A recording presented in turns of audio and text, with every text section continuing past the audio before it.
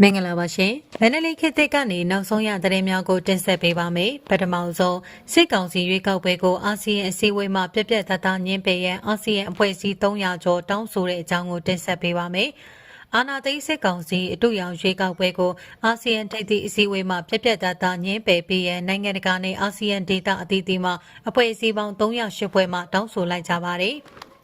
မလေးရှားမြန်မာဖိလစ်ပိုင်အင်ဒိုနီးရှားထိုင်းအရှေ့တီမော်ကမ်ဘောဒီးယားစင်ကာပူထိုင်ဝမ်စတဲ့နိုင်ငံမှအဖွဲ့အစည်းများနဲ့နိုင်ငံတကာအဖွဲ့အစည်းတို့မှယမန်နေ့အောက်တိုဘာလ24ရက်နေ့တွင်တောင်းဆိုထားကြခြင်းဖြစ်ပါတယ်။တာဝန်ရှိသောအစိုးရများအဖွဲ့အစည်းများအားလုံးအထူးသဖြင့်2025အာဆီယံဥက္ကဋ္ဌနိုင်ငံဖြစ်သောမလေးရှားဝန်ကြီးချုပ်အန်ဝါအီဘရာဟင်ထံလိပ်မူတောင်းဆိုထားကြောင်းသိရပါတယ်။တောင်းဆိုချက်ထဲမှာမြန်မာစေအုပ်စုရဲ့အတူရောင်ရွေးကောက်ပွဲကိုပြက်ပြက်သားသားထင်ထင်ရှားရှားတိတိပပညှင်းပယ်ပါလိလာဆောင်ကြည့်အဖွဲ့တွေပေးပို့တာဒါမှမဟုတ်နည်းပညာပိုင်းနိုင်ငံရေးအထောက်ပံ့ပေးတာတွေအားလုံးကိုညှင်းဆိုပါဟုအဆိုပါအဖွဲ့အစည်းများကတောင်းဆိုထားကြပါတယ်။ချင်းပြင်အာဆီယံခေါင်းဆောင်များအနေဖြင့်မြန်မာပြည်သူလူထုနဲ့အတူတရားဝင်ဒီမိုကရက်တစ်ကိုယ်စားလှယ်များအပေါ်တန်တူညီညွတ်စွာသွေးစည်းညီညွတ်စွာရပ်တည်ပါထောက်ခံမှုပြသပေးရန်အာဆီယံအရက်ဘက်အဖွဲ့အစည်းများမှတောင်းဆိုထားကြပါသည်။ယခုတောင်းဆိုချက်များအားအာဆီယံခေါင်းဆောင်များအနေဖြင့်လှုံ့ဆော်ပေးခြင်းမရှိပါကမြန်မာနိုင်ငံသားများကိုတစ္ဆာဖောက်ခြင်းဖြစ်ပြီးအာဆီယံဒေသအရက်ဘက်အဖွဲ့အစည်းများမှလည်းယုံကြည်မှုနည်းသွားမည်ဟုဆိုပါသည်။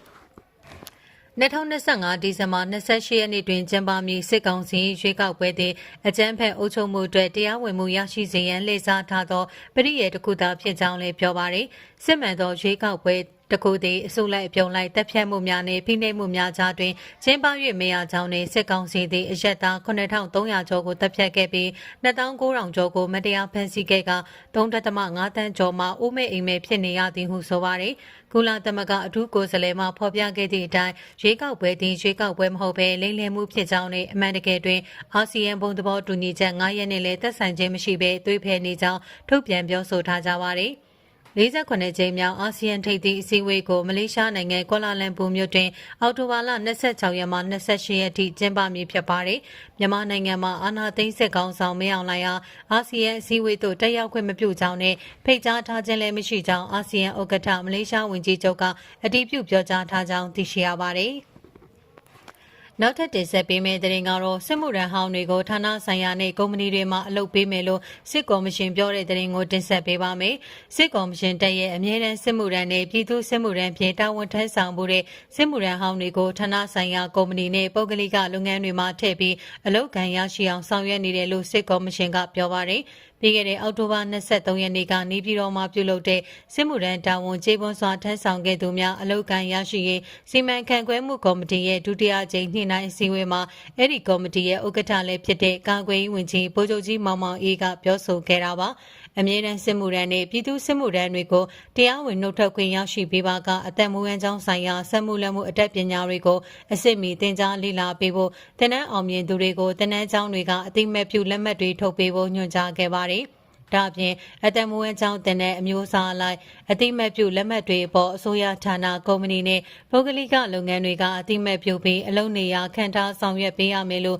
့ဗိုလ်ချုပ်ကြီးမောင်မောင်ကြီးကပြောဆိုခဲ့တာဖြစ်ပါတယ်။ CDM ဗိုလ်ကြီးကောင်းသူဝင်းကတော့စစ်ကော်မရှင်ကစစ်မှုထမ်းဟောင်းတွေကိုအလုပ်ကင်ပေးမယ်လို့ပြောပေမဲ့စစ်တပ်ထဲဝင်ပြီးအကောင့်အတိုင်းပြန်ထွက်ဖို့ဆိုတာခက်ခဲတယ်လို့တကယ်လို့အလုပ်ကင်ပေးရင်တောင်မှသူတို့နဲ့နှိစက်သူလောက်သာပေးနိုင်တယ်လို့ပြောပါတယ်။ဒါအပြင်စစ်ကော်မရှင်ကဌာနဆိုင်ရာကုမ္ပဏီနဲ့ပုဂ္ဂလိကလုပ်ငန်းတွေမှာစစ်မှုထမ်းဟောင်းတွေကိုအလုပ်ကင်ဖန်တီးပေးရင်တောင်မှအရာရှိကြီးတွေလောက်သာနေရာကောင်းရနိုင်ပေမဲ့တခြားအဆင့်တွေကတော့အလုပ်ကင်ရရှိဖို့တောင်မသေးကြဘူးလို့သူကဆက်ပြောပါတယ်။တစ်ဖက်မှာဗိုလ်ချုပ်ကြီးမောင်မောင်အေးကတော့စစ်မှုထမ်းဟောင်းတွေကိုအလုပ်သမားဝင်ကြီးဌာနအနေနဲ့ပြည်တွင်းအလုပ်သမားကနဲ့ပြည်ပအလုပ်ကင်ရရှိအောင်ပြည်ပအလုပ်သမားကထုတ်ပေးဖို့အပြင်အေဂျင်စီနဲ့ဆက်သွယ်ပြီးအလုပ်ကင်ရှာဖွေပေးဖို့ပါညွှန်ကြားထားပါတယ်။ပြည်သူစစ်မှုထမ်းတွေကိုလည်းတာဝန်ကျေပွန်စွာထမ်းဆောင်ပေးပါကစစ်မှုမထမ်းဆောင်မီကတာဝန်ထမ်းဆောင်ခဲ့တဲ့အစိုးရဌာနကုမ္ပဏီပုဂ္ဂလိကလုပ်ငန်းနဲ့အဖွဲ့အစည်းတွေမှာမူလအလုပ်ကိုင်လုပ်ငန်းနေရာတွေအလိုက်ပြန်လည်ခန့်ထားနိုင်ရေးဆောင်ရွက်ပေးသွားမယ်လို့ဆိုပါတယ်။အာဏာသိမ်းစစ်ကော်မရှင်တပ်ဟာစစ်မှုထမ်းဟောင်းတွေကိုအလုပ်ကိုင်ဖန်တီးပေးဖို့အတွက်စစ်မှုထမ်းတာဝန်ကျေပွန်စွာထမ်းဆောင်ခဲ့သူများအလုပ်ကိုင်ရရှိရေးစီမံခန့်ခွဲမှုကော်မတီကိုပြီးခဲ့တဲ့ဇူလိုင်10ရက်နေ့ကတည်းကဖွဲ့စည်းထားတယ်လို့သိရပါတယ်။နောက်ထပ်တင်ဆက်ပေးမယ့်သတင်းကတော့အားလုံးပါဝင်တဲ့ရွေးကောက်ပွဲကိုသာအာဆီယံနိုင်ငံသားဝန်ကြီးတွေအလို့ရှိတဲ့သတင်းကိုတင်ဆက်ပေးပါမယ်။ မြန်မာနိုင်ငံမှာလူတချို့သာပါဝင်နိုင်တဲ့ရွေးကောက်ပွဲကိုအာဆီယံနိုင်ငံသားရေးဝန်ကြီးတွေကမလိုလားကြောင်းမလေးရှားနိုင်ငံသားရေးဝန်ကြီးကပြောပါရယ်အာဆီယံထိပ်သီးညီလာခံမစတင်မီကျင်းပခဲ့တဲ့အာဆီယံနိုင်ငံသားရေးဝန်ကြီးများအစည်းအဝေးပြီးအလှည့်ကျဥက္ကဋ္ဌနိုင်ငံမလေးရှားနိုင်ငံသားရေးဝန်ကြီးမိုဟာမက်ဟတ်ဆန်ကပြောဆိုခဲ့တာပါအာဆီယံအနေနဲ့ဒီဇင်ဘာမှာကျင်းပမယ်ဆိုတဲ့စစ်ကောင်စီရဲ့ရွေးကောက်ပွဲကိုတားဆီးနိုင်ခြင်းမရှိပေမဲ့အာဆီယံနိုင်ငံသားရေးဝန်ကြီးတွေဟာအဲ့ဒီရွေးကောက်ပွဲကိုလွတ်လပ်မျှတပြီးအားလုံးပါဝင်နိုင်တဲ့ရွေးကောက်ပွဲဖြစ်စေလိုကြောင်းမစ္စတာမိုဟာမက်ဟတ်ဆန်ကပြောပါရယ်အောက်တိုဘာ26ကနေ28ရက်ထိ3ရက်ကြာကျင်းပမယ့်အာဆီယံထိပ်သီးညီလာခံမှာအာဏာသိမ်းစစ်ကောင်ဆောင်ဗိုလ်ချုပ်မှုကြီးမင်းအောင်လှိုင်တက်ရောက်ခွင့်မရသလိုစစ်ကောင်စီနိုင်ငံသားရေးဝန်ကြီးလည်းအာဆီယံနိုင်ငံသားရေးဝန်ကြီးများအစည်းအဝေးမှာတက်ရောက်ခွင့်မရပါဘူးစစ်ကောင်စီကနိုင်ငံသားရေးဝန်ကြီးဌာနအမြဲတမ်းအတွင်းဝင်ဦးဟောက်ခန့်စုံကိုဆင်လွှတ်ထားတာကိုတွေ့ရပါတယ်အာနာသိန်းစစ်ကောင်စီနေနဲ့အာဆီယံခေါင်းဆောင်တွေသဘောတူချမှတ်ထားတဲ့တူညီဆန္ဒ9ရက်ကိုအပြည့်အဝအကောင့်ထဲပေါ်ခြင်းမရှိတာကြောင့်မြန်မာနိုင်ငံကိုစားပြုအဖြစ်နိုင်ငံရေးနဲ့သက်ဆိုင်ခြင်းမရှိသူကိုယ်စားလှယ်ကိုသာထိပ်သီးညီလာခံနဲ့နိုင်ငံခြားရေးဝန်ကြီးအစည်းအဝေးတွေမှာတက်ရောက်ခွင့်ပြုထားပါတယ်စစ်ကောင်ဆောင်မင်းအောင်လှိုင်ဟာအာနာသိန်းဗီဇ2021ခုနှစ် AB မှာအာဆီယံခေါင်းဆောင်တွေအားလုံးတွေ့ဆုံဆွေးနွေးခွင့်ရတာနောက်ဆုံးဖြစ်ခဲ့ပြီး2021ခုနှစ်နောက်ပိုင်းကစလို့ထိပ်သီးညီလာခံ9ကြိမ်တက်မနဲ့တက်ရောက်ခွင့်မရရှိခဲ့ပါဘူး